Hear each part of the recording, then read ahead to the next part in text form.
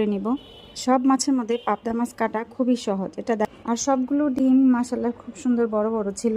আমার নিয়েছি একটা কথা মনে পড়লো, আমার দাদি বলতেন গোশ ধোয়া রুঠা আর মাছ ধোয়া মিঠা। হ্যালো ভিউয়ার্স, আসসালামু আলাইকুম। আলহামদুলিল্লাহ আমি ভালো আছি, আপনারা কেমন আছেন কমেন্ট করে জানাবেন। আজকে ওর বাবা অল্প করে পাবদা মাছ নিয়ে আসছে। এখন পাবদা মাছগুলি আমি বেছে কুটে ধুয়ে পরিষ্কার করে নিব। সব মাছের মধ্যে পাবদা মাছ কাটা খুবই সহজ, এটা দাঁড়িয়ে দাঁড়িয়ে হাত দিয়ে টেনে ছিঁড়েই কাটা হয়ে যায়। আমি প্রথমে মাছের কাটাগুলো আমি হাত দিয়ে টেনে টেনে ছেড়ে নিয়েছি। এটা বটি দিয়ে কাটা লাগে না, আমি এভাবেই কেটে নিই। প্রথমে কাটাগুলো বের করে তারপর মাছের ভিতরে পেটের যে ময়লাগুলো আছে সেগুলো বের করে নিই। আর প্রত্যেকটা মাছের ভিতরে না সুন্দর ডিম হয়েছে, আর সবগুলো ডিম মাশাআল্লাহ খুব সুন্দর বড় বড় ছিল। আমার মেয়ের আবার যে কোনো মাছের ডিম পছন্দ করে। তারপর মাছগুলো আমি একটু ধুয়ে নিলাম, ধুয়ে এখন মাছের ঠোঁটগুলো কেটে দিব। ঠোঁট এবং লেজগুলো কেচে দিয়ে কেটে নেবো একটা একটা করে। এটা বললাম না একেবারেই সহজ। এই মাছটা বেশি করে আনলেও আমার কোনো সমস্যা হয় না। আর এই মাছের উপরে একটা ময়লা, কালো কালো ময়লা থাকে, এটা আমি আবার তারের মাজনি দিয়ে সুন্দর করে ধুয়ে পরিষ্কার করে নিচ্ছি ঘষে ঘষে। অনেকে আবার এটা পরিষ্কার করে না, আমি একদম সাদা চকচকে বানাই নিই। আর কালো কালো থাকলে আমার একটু কেমন কেমন যেন লাগে।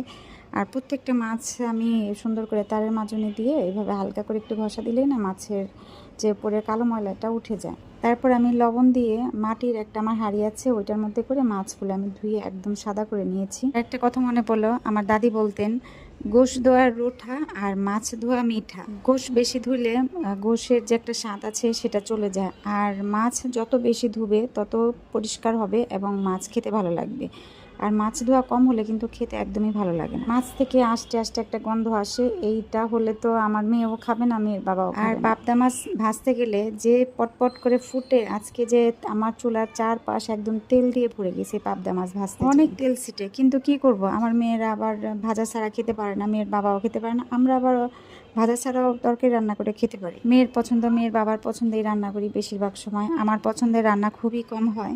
আমার মনে হয় এটা সব বাড়িতেই হয়, নিজের পছন্দের রান্না বান্না বা খাবার দাবার খুবই কম করে মেয়েরা। ছেলে মেয়ের পছন্দে, হাজবেন্ডের পছন্দে বেশিরভাগ সময় দেখা যায় রান্না বান্না হয়। প্রথমে আমি পেঁয়াজটা একটু হালকা করে ভেজে নিয়েছি, তারপরে এখানে হলুদ গুঁড়ো, মরিচ গুঁড়ো, আদা রসুন বাটা, জিরা গুঁড়ো সবগুলো মশলা দিয়ে আমি ভালোভাবে মশলাটা কষিয়ে নিয়েছি। মশলাটা কষানো হয়ে গেলে টমেটো দিয়ে আরও কিছুক্ষণ কষিয়ে নিলাম। আর এখন সিজনাল সময় না, তো টমেটোগুলা কেমন জানি শক্ত শক্ত, সহজে গলে না। আর আগে শীতের দিনের টমেটোর মতো কিন্তু এই টমেটোগুলা তেমন একটা স্বাদ না।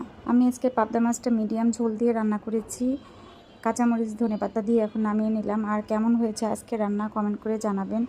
আমার কাছে পাবদা মাছটা খুবই ভালো লাগে, আমার মেয়েও পছন্দ করে, ওর বাবাও পছন্দ করে। অনেকটা কাটা কম তো, এই জন্য বিশেষ করে আমার মেয়েরা পছন্দ করে। বেশি কাটালে মাছ যে কোনো যত স্বাদই থাকুক না কেন ওটা খেতে মতো। এখানে বিদায় নিলাম, আল্লাহ হাফেজ।